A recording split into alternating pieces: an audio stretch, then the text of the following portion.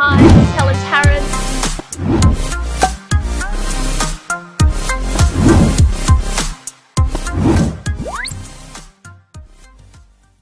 Hi and welcome to another episode of Commercial Property Roadshow. I'm actually about to do an inspection of this Work Skills. So they're an employment agency and their head office is in Brisbane. They have about 80 different office spaces around Australia. So they're mainly in some regional areas and they're in the outskirts of Sydney, but then predominantly Adelaide, Victoria, Queensland and then New South Wales. They're actually in this little hub in Cessnock, which is in New South Wales, just down the road from the Hunter Valley, so I might be going there for a bit of a drink afterwards. But we're on the main street and this is about 3:30 in the afternoon, and you can see that there's a few vacant shops across the road, but it's surrounded by other employment agencies. So we've got Max Employment, we have People Plus, they're all here, as well as this tenant as well. We've got a Cessnock library next door, Dance Academy and Vinnie's on the other side as well. So let's go in and have a look at this property. But also one of the things I always do when I come to the inspections, either before the inspection or after the inspection, I go for a walk up the road and I have a look at the retail shops.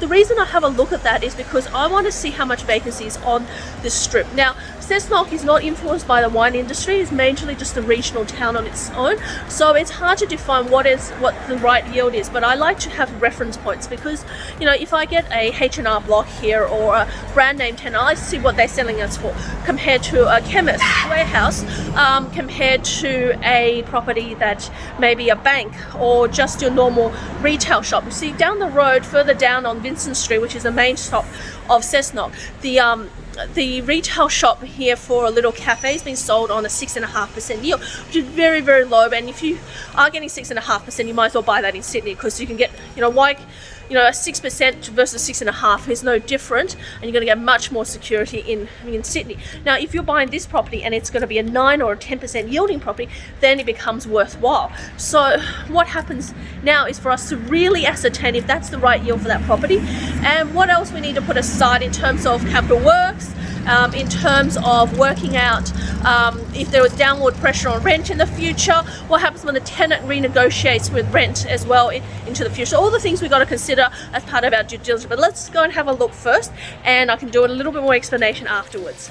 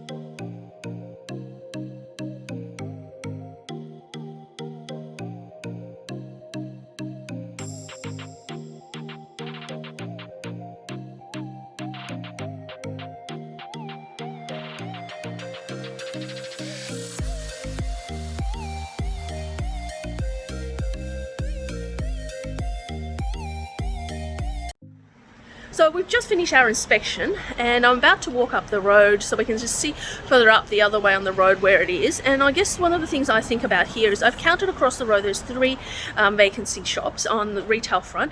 Now a lot of these shops are single level retail, so they don't have an upstairs section, so downstairs can often use for professional office space as well.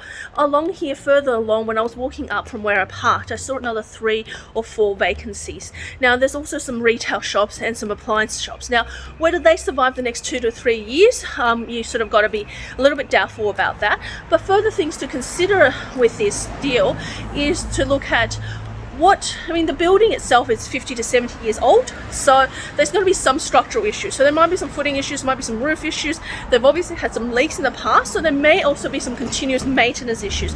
It used to be an old bank building, so it had a vault in there. It's built really sturdily, but it might have some foundation issues as well. So all of these things we've got to check through a pest and building report, which is really essential and the key to this property deal. Now, after that, so let's say that what they're asking for is $500,000 to $530,000, and the rent is $48,000 net rent. Now, it's about $150 a square meter, and it's 320 net lettable area. So those sound, just sound like numbers. So they work out. You don't know if that is the right number. So you've got to compare it with others. So I would compare it with a local law firm. I'll compare with a retail shop. I'll compare with just your standard office and just see what they're paying and whether they're paying at market, above market, or below market. Because I know that if there's 6 or 7 vacant shops along this strip, that in the next 2 to 3 years, that's not going to be tenanted. But the tenant has a 2-year lease with a 3-year option, which means in 2 years' time, the tenant's going to be coming up for rental renewal. So rent market review and taking up their option, which means it's a time for them to renegotiate rent. And if there's vacancies already along the strip, there's going to be downward pressure on rent. So I got a budget that I got to be buying in at a much higher yield, because if there's downward pressure on rent, I may be losing 20% in 2 years' time. So they might be going from $48,000 to $40,000 per year in terms of income. So that's also something to think about. Also, what about structural works? Because it's an older building, it may take more maintenance work in the future for the next 3 or 5 years, or they may need a new roof, or might need to put new footings in. All of those things are going to end up costing some money. So in my pest and building report, when I do them, I'm going to budget out perhaps potentially a 10%.